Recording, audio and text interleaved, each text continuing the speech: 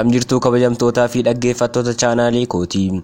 Akkuma beekamu chaanaalii YouTube keenya Oromoo jedhu kanarratti wantoota isin fayyadanii fi isin barsiisan guyyaa guyyaadhaan isiniif qabadhee dhufaan ture.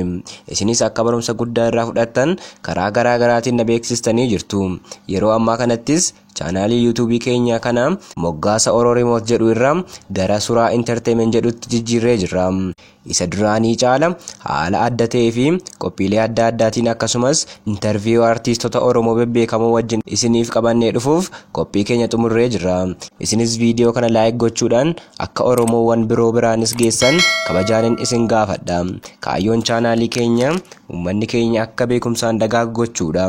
Chaanaalii keenya kanarratti wantoota addunyaa kana irratti uumaman gochoota ajaa'ibsiisoo, rifachiisoo fi wantoota dhugaa amanuuf nama rakkisan akkasumas wantoota isin bohaarsan viidiyoodhaan bal'inaan ni argattu. Maal eegdure? Ammuma subscribe gochuun maatii taha. Yaada yoo qabaattan koomentiin yeroo hundumaa banaadha. Suuraa entertainment chaanaalii addaa waraqaa gahoominaa qabu. Gamanumaan viidiyoo kanallee like gochuudhaan uummata Oromoo hunda biraan akka geessan kabaja guddaadhaan isin gaafadha. TikTok keenya kanallee follow gochuudhaan maatii ta'uu ni dandeessu.